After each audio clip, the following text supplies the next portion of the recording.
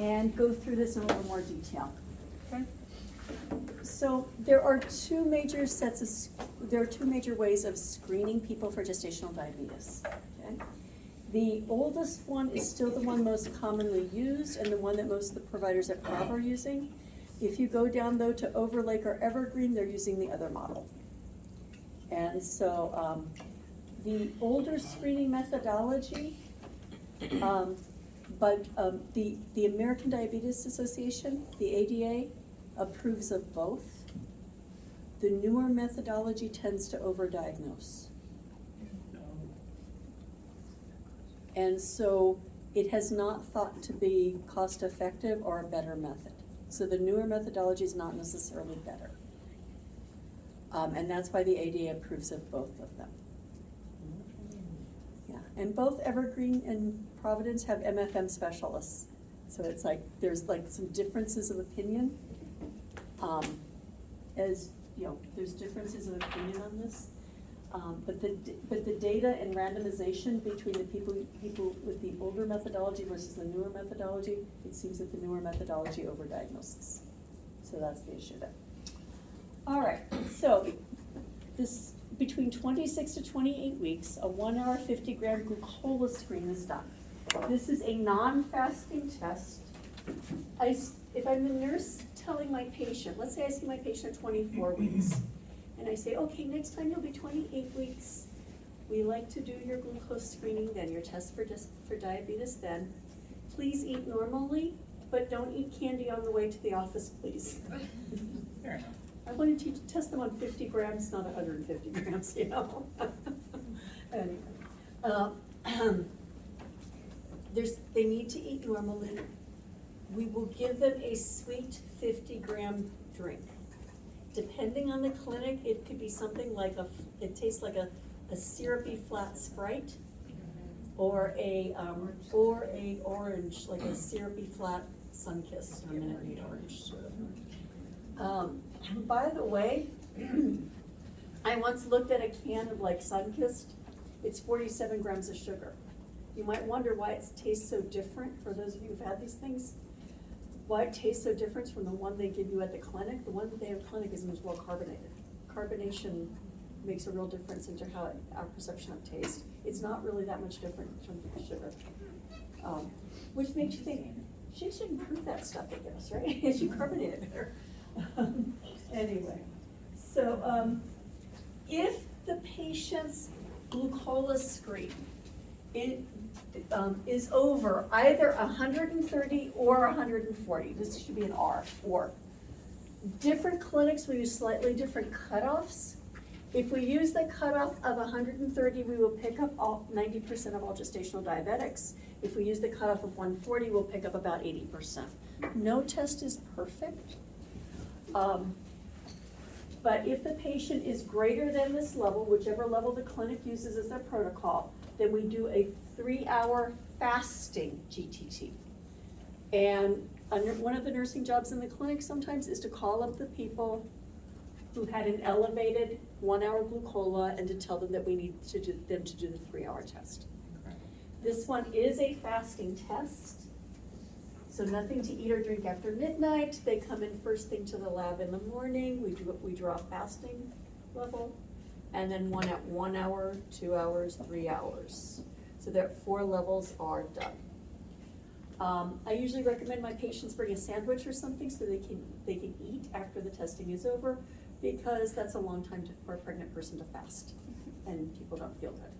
And they are given, by the way, a 100-gram load for GTT. So it's like they're fasting, we give them a 100-gram flat, draw their blood, and then give them a 100-gram fast, sugar drink, and then draw their blood. So there is that 100-gram sugar test that we're doing. So it doesn't really feel very good to do that, right? We expect that the fasting should be under 95, 1 hour under 180, 2 hour 155, 3 hour 140. If they exceed 2 or more of these, then then they are diagnosed as being gestational diabetic. If they exceed 2 or more of these. I'm not expecting you to memorize these values. But I want you to know that there's a 1 hour test that's not fasting, followed by a 3 hour test for people who, when it's indicated, when their glucola, their initial screen exceeds a certain level, right? So I want you to know this is a 2-step process, 1 hour and 3 hour fasting. 1 hour non-fasting, 3 hour fasting. Okay, sound good? All right. The other test, the newer methodology. We can do this one a little earlier, 24 to 28 weeks. It's referred to as an OGTT. It is a fasting 2-hour test with a 75-gram load. And so they will fast, nothing after midnight, and when they come in, they'll have a fasting lab drawn. They'll be given a 75-gram solution to drink, and then we will draw it at 1 hour and 2 hour. And our cut scores are a little different. They're 92 for fasting, 180 1 hour, 153 for 2 hours. And if they have one of them, even one of them exceeds, and they are diagnosed as gestational diabetic. Okay. It's the newest option. It has not replaced the older method. We should also, by the way, consider that if there is someone who is at high risk of diabetes, that we would want to screen them at their new OB visit. So maybe the patient who's been a gestational diabetic before, they might be screened sooner. Or if a patient is symptomatic for diabetes, they would be screened sooner. Part of our concern might be that they have undiagnosed type 2 diabetes too. So, so there are some people who might be at higher risk that we need to think about earlier screening. As we've mentioned before, the placenta makes one of the hormones the placenta makes is human placental lactogen, HPL, which creates a certain degree of insulin resistance. It is glucose sparing for the baby. This peaks, right? It peaks at 28 weeks. This is about the timing of this, right? Higher than normal blood glucoses impacts fetal weight. So glucose readily crosses that placenta, right? So the fetus is exposed to higher than normal glucose levels. Insulin does not cross the placenta. Insulin is too big of a molecule. It doesn't cross. So the fetus then makes lots of insulin to handle the higher glucose, okay? So this can then impact the fetal weight. The baby can weigh more, right? That could be a harder birth, right? Bigger baby, harder birth. It can also impact the placenta. Over time, it can actually cause the placenta to age more quickly. Remember that the placenta is just another end organ. And you know that unusually high blood glucoses impact the retina and the kidneys and the peripheral vasculature. It can also affect the placenta and potentially impact placental perfusion. It also interferes with surfactant formation. We tend to think of it as impacting lung maturity because the baby isn't producing as much surfactant as early. So higher than normal glucose levels interferes with surfactant. Okay. Now then, let's say the baby has all this blood glucose, a higher than usual blood glucose level, and they're making all this insulin. And then they are born, and we cut the cord. We've cut their IV glucose, haven't we? Mm-hmm. Do they still have high insulin levels? Mm-hmm. Yes. So Does it's that gonna, make them become hypoglycemic then? they could become hypoglycemic. So do we monitor, when a patient has gestational diabetes, do we need to monitor the baby closely? Yes. And what else do we want to do really to help prevent problems right at birth? Pardon me? Keep them warm. Keep them warm. Yep. We want to keep them warm. Absolutely. So after after they're breathing, what's our next priority? Skin. Skin to skin feeding. Get them eating right away. Colostrum's high in sugar. Human milk is sweet. Get them feeding. Nothing keeps up their sugar as well as colostrum, actually. People have done research on even glucose water. Glucose water doesn't work as well as colostrum. formula does not work as well as colostrum. Okay, that's one of the things we'll do. Now, by the way, someone who is diabetic, if they can be in good control of their blood glucoses, within good human control of blood glucoses, they have every reason to have a healthy baby, right? So they have every reason to have a healthy baby. This is all about glucose management, right? All about glucose management. So, there we are, okay. All right, let's talk about glucose management now then, okay?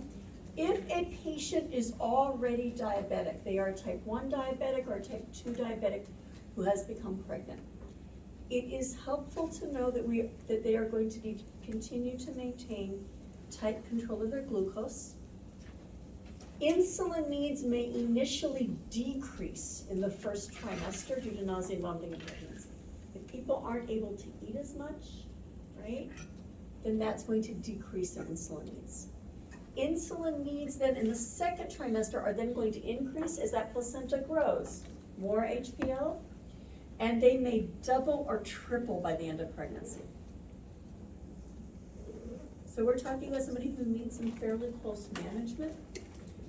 Those of you who are interested in diabetes care and maybe being a certified diabetes educator, a CDE, maternal fetal medicine clinics would love to talk with you to help them manage patients who have gestational diabetes and type 1 diabetes or type 2 diabetes or pregnancy. So there is work in perinatal for those people who are interested in obstetrics and also interested in diabetes. There is overlap here in teaching people how to monitor blood glucoses, how to administer insulin, all that stuff. Anyway, so there's lots of good work to be done. All right. Other things to know is that if a patient is diabetic, there is a higher risk of hypertensive disorders in pregnancy. So we are also watching them closely for that. Cardiovascular, retinal, and renal sequelae in diabetes can progress. Sometimes people, have you ever heard phrases like eating for two and stuff like that? And sometimes people think like pregnancy is kind of like a vacation, diet-wise, and it really actually isn't, unfortunately. Unfortunately, it isn't. So, and it's actually, especially for our, for folks who have diabetes, it's a time when we need to really closely monitor them and make sure they stay safe. It's really for them and their babies. Okay. Recommendations: low-dose aspirin, 81 milligram aspirin, to prevent preeclampsia is recommended in type 1 diabetes at the end of the first trimester. It starts at the end of the first trimester after the risk of miscarriage. Aspirin is a blood thinner, right? And so, and at least 20% of all diagnosed pregnancies miscarry, and it's even thought up to a third if you count the ones that were never diagnosed. Maybe somebody had a late period and it was just very early and they didn't know, right? So we have, so starting at the end of the first trimester, low dose aspirin every day, right? Okay.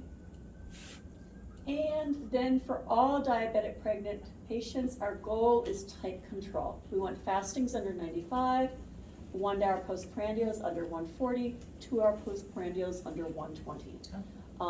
The provider will order it. Usually what we're doing is a fasting every day, and then either a 1 hour or 2 hour postprandial 3 times a day. And these are our goals. Yeah, Madison? You said you didn't want us to memorize the numbers, right? No. Okay. No. But I want you to know that tight control is important and that we would start our patients on baby aspirin. So I want you to have the broad strokes of this is control of blood glucose matters. There are placental hormones, HPL, I want you to know what HPL is, that are causing insulin resistance, right? When patients' blood glucoses are going up in pregnancy, it's also not their fault, right? Placenta's doing it, right? And so I want you to know the physiology of why this is happening and that tight control is important. I want you to also know about surveillance. So we are going, I also want you to know that we're gonna have a prescribed ADA diet. The patient will have a prescribed ADA diet. Usually it's a 2,000 calorie ADA diet. This is often sufficient for gestational diabetes alone. If it's just gestational diabetes, usually diet is enough. Insulin is considered the best pharmacologic agent when a prescription is needed. Okay? It's considered the safest. Insulin is very safe, obviously. We make it, right? We make it ourselves. The risks of diabetes, we already mentioned polyhydramnios. Okay? I should probably mention too, with excess amniotic fluid, if a baby has lots of room, lots of fluid, they move around a lot, don't they? Could they more easily flip around breech or transverse because they've got more room with all that fluid? Yes, they can. They have more malpresentations. Could they be hard to monitor swimming around in there? Yeah, I've seen nurses have to handhold the monitor when we're trying to induce somebody who has a baby with polyhydramnios. Could the baby float really high and not engage into the pelvis as easily with all that fluid? Yes, it can.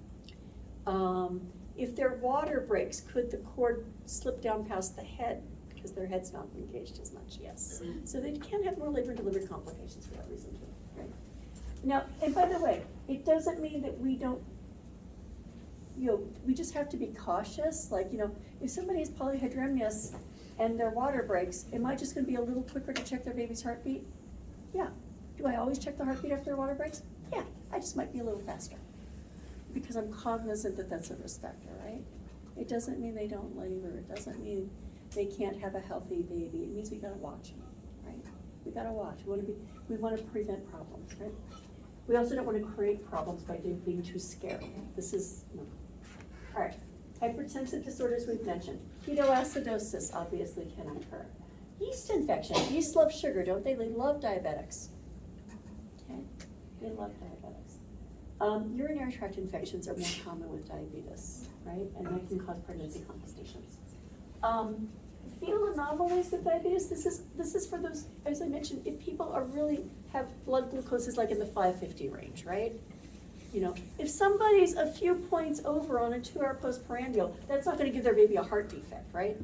It's like people who maybe have undiagnosed type 1 or who aren't treating their type 1 diabetes, So it's a matter of degree, right? It's not a light switch on and off thing. It's a matter of degree. So this is only somebody who's very seriously has challenges with their blood glucoses. Macrosomia, neonatal hypoglycemia, we've talked about polycythemia.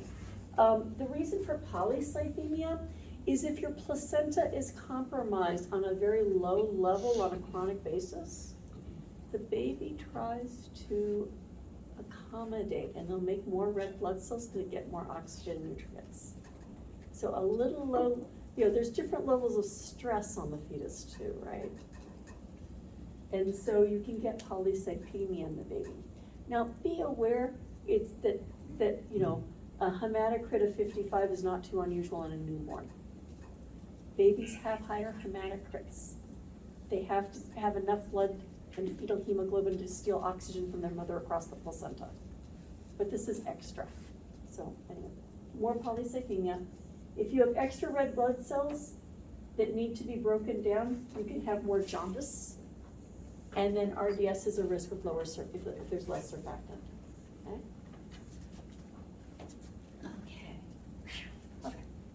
I'm hoping all of these things make sense to you. So would I want you to know this? Yeah.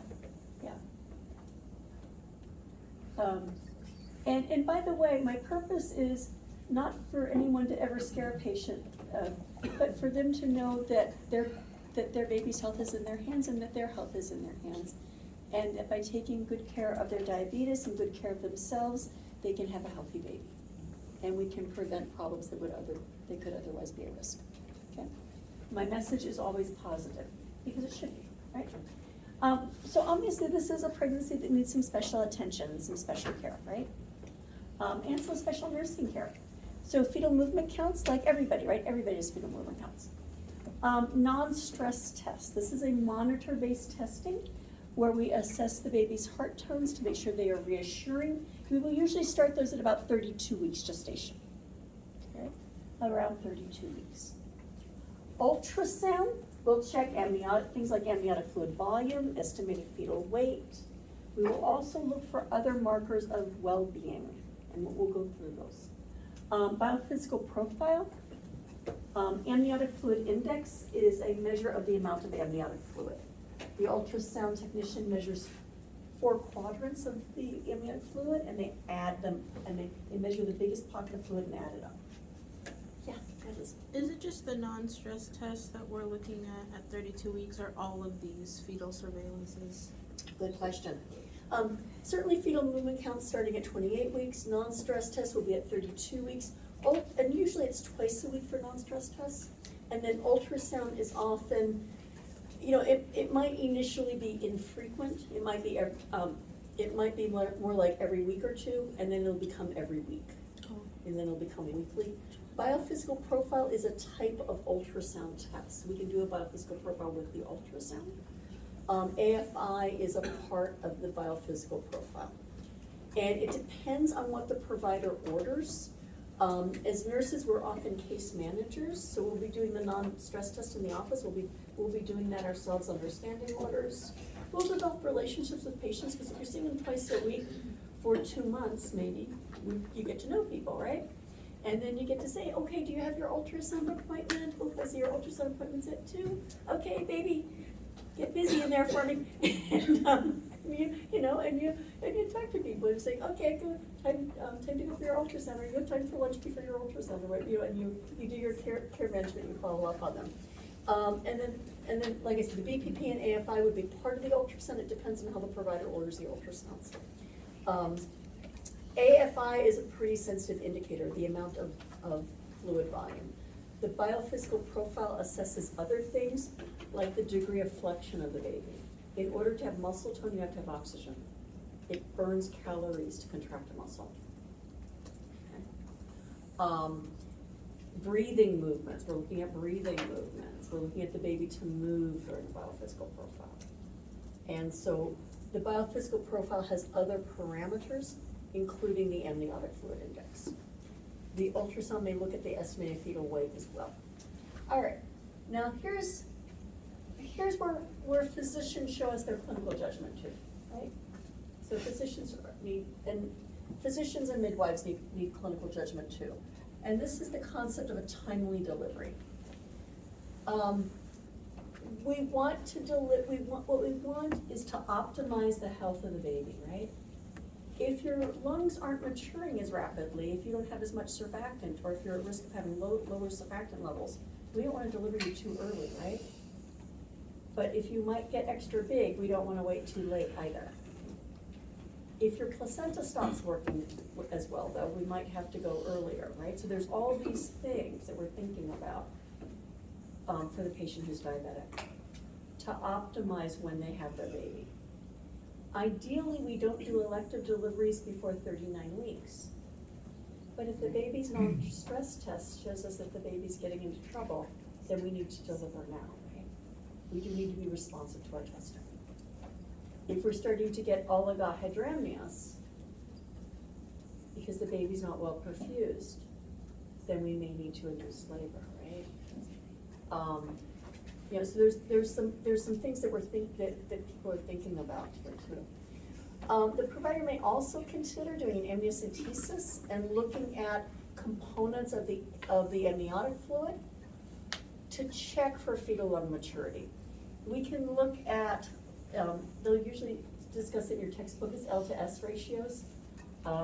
You do not have to know these words, but just in case you're curious, it's lecithin and sphingomyelin ratios.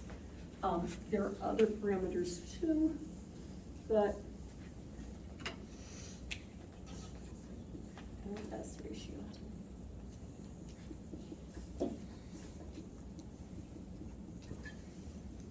Lecithin, sphingomyelin. There we are. And you don't need to know those words. What I want you to know is that the provider can do an amnio for fetal lung maturity, and people are looking for specific measures. There are panels actually to look for fetal lung maturity. There was a study a couple of years ago that showed that these were only 50-50 at their prediction of ability. So they're not great tests. As the nurse, if you were helping a patient, let's say you were inducing someone's labor at 37 weeks, because people were a little worried for maybe the baby. Well, here's another thing. If the placenta stops working, really stops working poorly, the baby could go the other direction and have growth restriction too. Right? It depends on what situation is predominating. And so let's say there's something going on like that, and at 37 weeks, you're inducing someone's labor as the nurse. And you know we don't induce 37-weekers unless we have to, right? And let's say you see a good L to S ratio on the chart. Don't be falsely reassured, it's only 50-50, right? Am I always prepared to resuscitate? Yes. Am I going to be just a little extra vigilant maybe? Yes. Am I aware that it's only 50-50? Yeah. So that's a part of your judgment too as a nurse in just reviewing and prepping yourself too, right? I was taught in nursing school, going into obstetrics, that there were a few complications that as I go into work, that I should mentally rehearse what the steps are. So that if something happens, I'm ready. It comes to mind readily. So you do want to be careful not to overdiagnose, you know. You've also heard the phrase, when all you have is a hammer, every problem looks like a nail.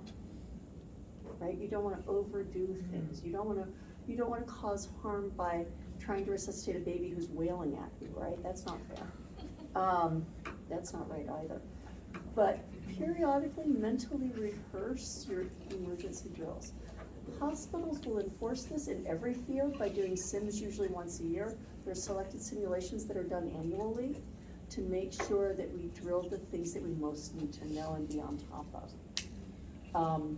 But do that for yourself. If you're thinking, only 37 weeks, and you know this is reassuring, but maybe just mentally rehearse what would I do if, you know. And if the baby is born well flexed and crying, it goes to the parent's abdomen.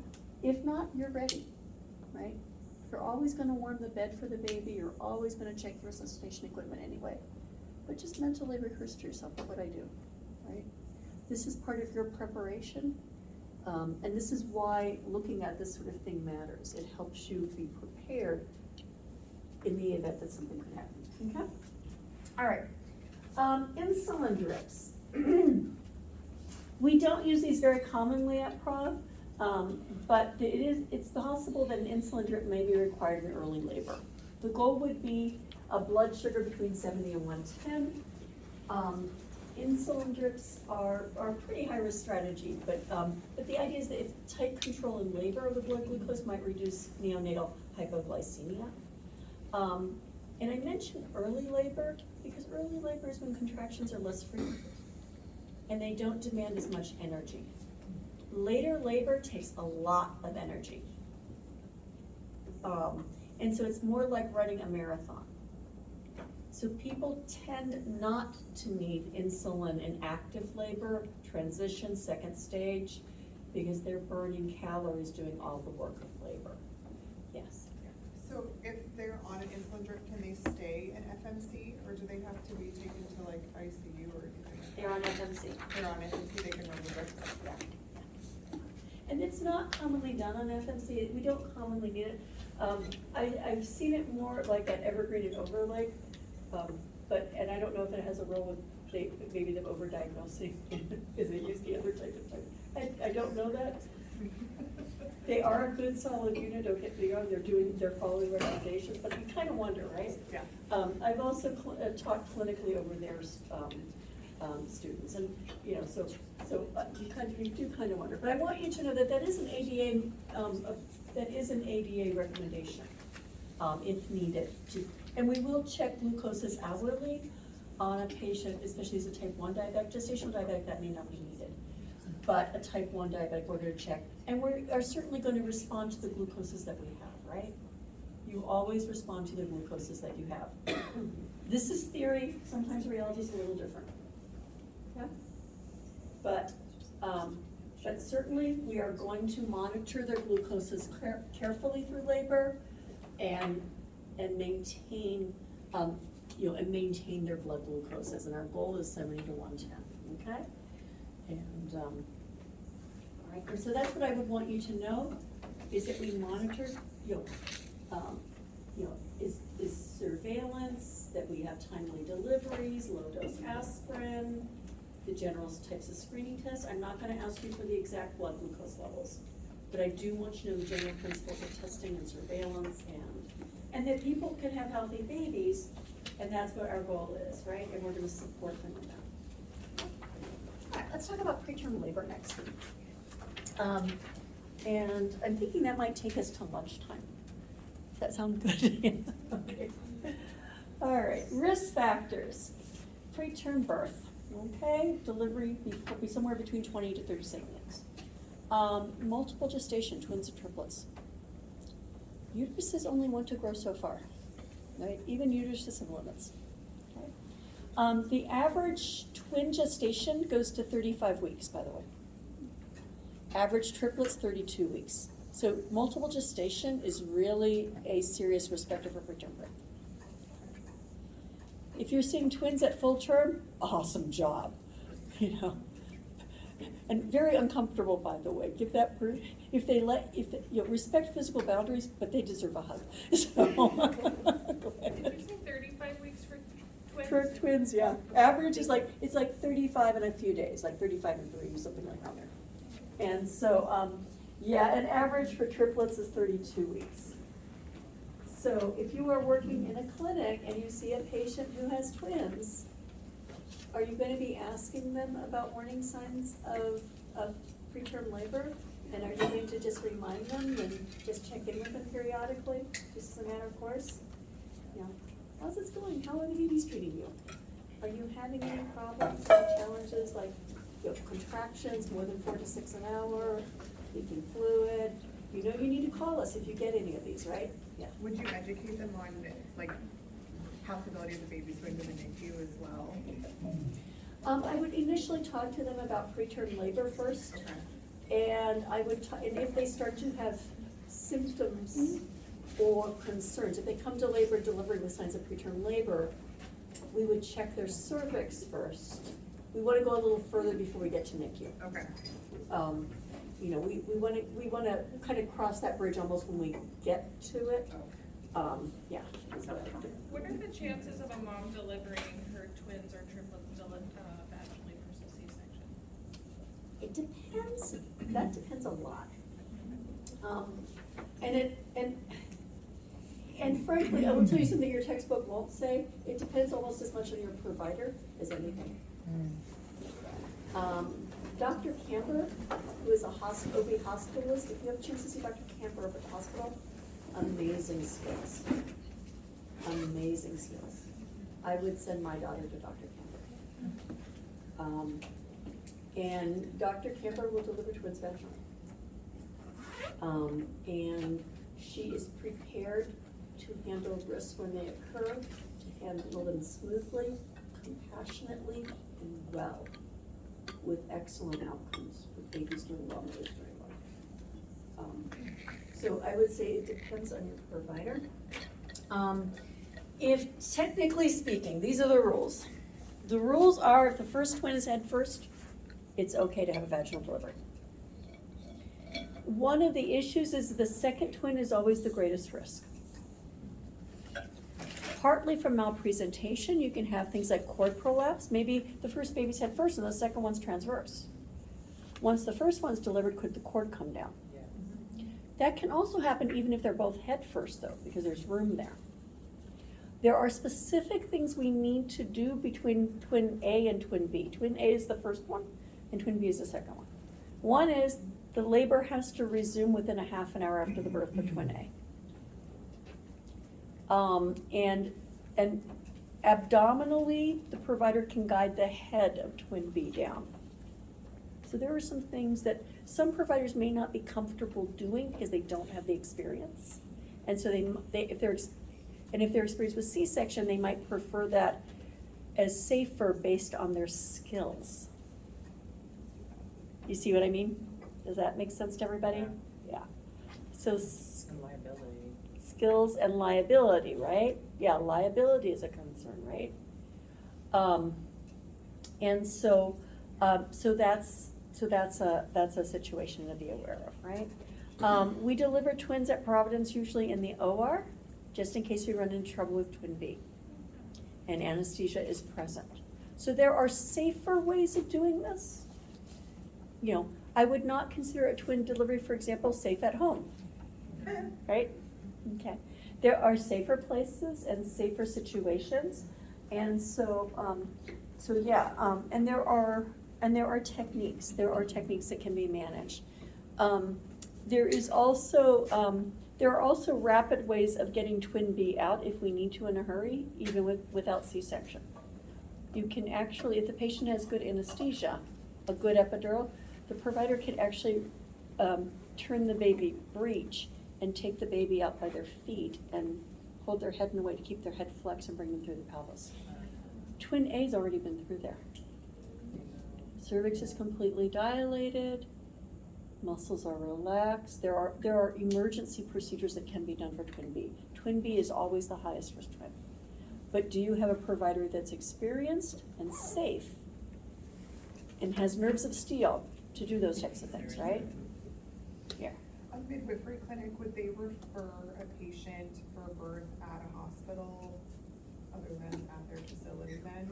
And like, would the midwife go with them then? Yes, or they would, and the midwife would go with them as their preference, but the midwife may not have, and it depends on the type of midwife you're talking about too. Providence has a midwifery clinic and nurse midwives who deliver at Providence. And who work with the doctors there. Dr. Kemper is a backup for the midwifery group, things like that. So there is a lot of collaborative interdisciplinary work, which is really excellent, and that's the best thing for patients, right? When there's good collaboration, excellent teamwork, and we each work to our skill set, right? And so that's and so there's some really I see some really awesome work there a lot too. So in any case, so if somebody's just a community midwife and just has a birth center or home birth practice, then they would need to refer to the hospital. And if the patient wanted to identify them as a support person, that would be possible. That midwife would not have privileges at the hospital. Privileges mean they can order medication, order procedures. Do you see what I mean? So that's it's a support, but not as a provider. So, for example, some time ago, years ago, I guess, I was delivering a patient who wanted a VBAC birth. I attended VBAC births as a nurse midwife, and I had hospital privileges down in Edmonds. My patient had preferred and had wanted a community midwife, but the community midwife could not deliver a VBAC at home. VBACs are not considered safe for home birth, because if there is a uterine rupture, you need to be very close to an OR, right? That's a very serious condition. And so I delivered my patients in hospital, and I had backup from obstetricians. And whenever I had a VBAC in labor, a patient who wanted a VBAC in labor, I would call them and notify them so they would come in-house in case I needed them. And so in that situation, that patient came in labor, brought her community midwife with her, and I delivered the baby with the community midwife at her side. And we were all safe and everybody was cool, right? So there are things like that can happen. I have known of midwives who have delivered twins. It depends on your institution and practices. And yes, I was taught how to deliver babies by their feet when I had to, if I ever had to in an emergency. And all midwives are taught these things, by the way, in case of emergency. If somebody comes in labor and the feet are hanging out and you're the only OB provider in the unit, you better know what to do. So we have 2 speeds, sit and run. Mm-hmm. So It's all making sense now. yeah. So Yeah, and everybody, so does that kind of make sense on the whole multiple gestation thing? So if twin A is head first, theoretically it's possible. They prefer that both be head first. Twin B is always the one that's at greatest risk. And they will usually have the lower Apgar too, because of that. All right, pregnancy-induced hypertension. People who are hypertensive are more likely to go into spontaneous preterm labor. They are more likely also, if they get sick, for us to induce labor prematurely. So this can both be induced. So the association between hypertension is both spontaneous and induced preterm labor. Because if somebody's sick enough with hypertension, we might need to deliver them early. Okay?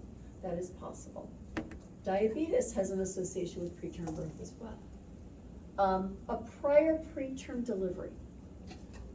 If somebody's given birth prematurely before, they are more likely to do this again. Also, the presence of something called fetal fibronectin. Fetal fibronectin is a connective protein between the membranes and the uterus. And this is not a very good test, but we can test for the presence of fetal fibronectin. Fetal fibronectin testing must be done before any vaginal exams are done.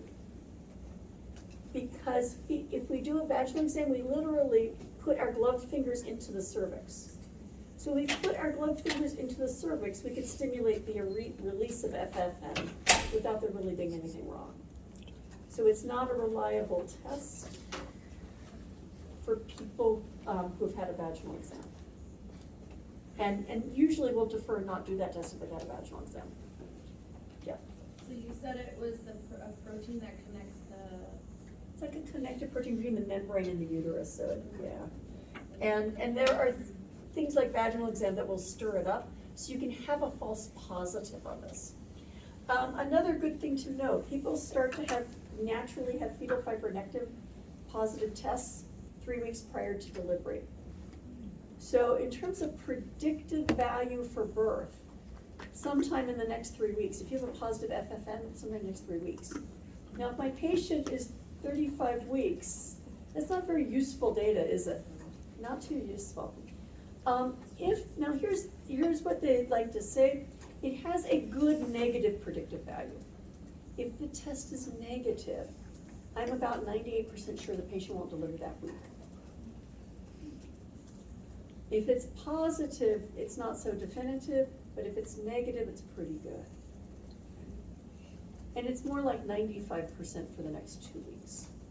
So, so fetal fibronectin, not the best test on the planet, but sometimes we use it for its negative value to know when we don't need to worry. Okay? Infection. COVID increases the risk of preterm birth. So do UTIs, urinary tract infections, bacterial vaginosis increases risk. Someone did a research study, by the way, looking at if we treated people who have BV during, maybe treated them early in pregnancy, would we prevent preterm birth from it? No, it made it worse. I know. Treating BV actually made the risk of preterm birth worse rather than better. That's counterintuitive, isn't it? That's why we actually have to do research studies on these things. It seemed like it would make pathophysiologic sense if BV increases, which is an imbalance of vaginal bacteria, that if BV increases your risk of preterm birth, that we just treat BV and reduce that risk. It was the opposite. Yeah. Isn't that interesting and weird and scary? It's like, I didn't know. GBS, that's got group B strep. Okay? Our treatment. Progesterone injections. If somebody has had a prior preterm birth, there is an FDA-approved progesterone preparation. The brand name is called Makena. You just know it's progesterone. We can give them a progesterone injection once a week from 24 to 34 weeks. So if you were working in an MFM clinic or an OBGYN clinic, the nurse might need to give progesterone injections. It reduces the risk of preterm birth only a small amount. Remember, progesterone quiets the uterus, reduces uterine activity, right? It reduces the risk by about 20%. So just because somebody is receiving progesterone doesn't mean they won't give birth prematurely, but it does reduce their risk a little bit. Okay? Which weeks you said, 24, 34? Or 30? 24 through 34 is weekly injections of progesterone. Here is something that really works good. Betamethasone. What does betamethasone do? It doesn't stop preterm birth. Matures the lung. Betamethasone is a precursor for surfactant. So betamethasone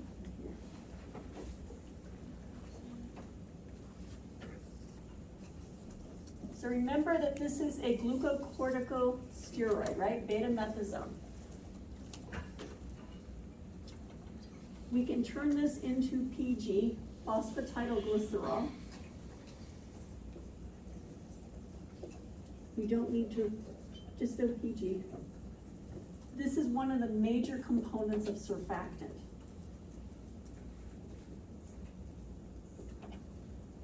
We need 24 hours. So if somebody comes in preterm labor, let's say they're 4 centimeters dilated in 26 weeks. We want to try to stall labor for just 24 hours to give a chance for betamethasone to work. Betamethasone will cut the risk of RDS in half. This works, this helps. We can also give babies in NICU surfactant, by the way. We can give them directly surfactant. But, ideally we'd like them to cry at birth, right? And not, resuscitation is a stressor, right? Yeah, if we can stop, if we can help reduce their risk of respiratory distress, this is huge, right? So betamethasone helps them make surfactant, okay? We give 1 dose of betamethasone, we repeat it 24 hours later, by the way. And then if, let's say the labor stalls out, we will continue to give them betamethasone injections weekly, as well as the progesterone. Okay. Tocolytic medications, these are medications to try to stop contractions. There is no data that shows that they substantially delay birth by a week or longer. The National Health Service in the UK says that they're an option, but they're not really standard of care because they're not really thought to really work well. However, we need 24 hours for betamethasone, and we have no data that says it might not help for maybe a day or two. So we try these for a day or two, just to give time for the betamethasone to work. Mag sulfate is our biggest one. Mag sulfate is neuroprotective for the baby. It also reduces risk of cerebral palsy. Babies who are born prematurely have greater risk of cerebral palsy, greater risk of learning disabilities. So this is why this is our usual preferred treatment, and it can potentially help slow down contractions and buy us a little time. That's all we're trying to do, is buy a little time. Are any of these FDA approved as tocolytics? No, because we don't have great data. We have the data on betamethasone though, so that's what we're going with. Does that make sense to you? Yeah. Isn't it a price thing too? I remember talking about stuff like that earlier. Like once you slap a tocolytic on there, it becomes a lot more expensive. It's really expensive for a reason. It's 1-to-1 nursing care. Okay. And with a serious risk of respiratory depression in the parent. It's a very serious medication. We'll talk more about MAG management. And your preeclampsia V-SIM features magnesium administration. Yeah, MAG is a high-risk drug. And so, and I don't think it's necessarily the cost of MAG sulfate. By the way, you can buy a box of MAG sulfate at the drugstore. It's also called Epsom salts. Obviously, that's not IV quality, but just saying, MAG sulfate is not an expensive thing bought. And if the drug companies are charging a lot of money for the drug itself, they shouldn't be, because MAG sulfate is just that common. Yeah. So I know that you have to have like the antidote for mag sulfate like readily available. Right. Does nifedipine or butylene, have an antidote that you have to carry with you, just like Paxsulfate, or? No, Okay. no, they don't. And this is because sulfate can suppress respiration, but these don't. Tubulin is a beta mimetic that was used to treat asthma. It's not going to compromise their respirations. Might help a little, right? It also has a black box warning on use beyond 72 hours because it was pulmonary hypertension. So, ibuprofen as an antiprostaglandin. Right, that's, but long-term ibuprofen can diminish amniotic fluid volume too, right? All of these things have risks, don't they? Yeah. Nifedipine, a calcium channel blocker, that's usually pretty well tolerated. It can give people headaches though, and they usually are already, normally people have lower than normal blood pressures in pregnancy, so that, that's something to think about. Sulfate is the only one that's neuroprotective over baby. That's and it reduces their risk of cerebral palsy. So even though it has some very serious risks and needs some very serious monitoring, that's why it's usually the one that's being used. Okay. And I would just mention one more thing and then we need to go to lunch. Cerclage. Cerclage is a suture. It's using suture to tie the cervix shut like a purse string. OR nurses, you could potentially see a patient having a cerclage placed. They are not commonly done. When they are placed, they are usually being placed somewhere between 18 and 22 weeks. You often hear the phrase, when you hear cerclage discussed, emergency cerclage. Emergency cerclage. And it's because somebody's cervix is kind of silently dilating. They're not really contracting, that's kind of silently dilating. The term for this is cervical insufficiency. And the idea is to try to serve this, we do not want this patient to contract. If they contract, their cervix can lacerate. I mean, this is, the most common use of cerclage I've seen is if somebody is in twin gestation and somebody has miscarried one twin and they're trying to save the other. So this is, sometimes cerclages might also be placed if somebody had such a thing happen in a previous pregnancy as a potential and has had cervical insufficiency in a previous pregnancy. So, yeah. Good job, you guys. Awesome. You deserve a party now, right? Yeah. Yes, you deserve a party. As well as you.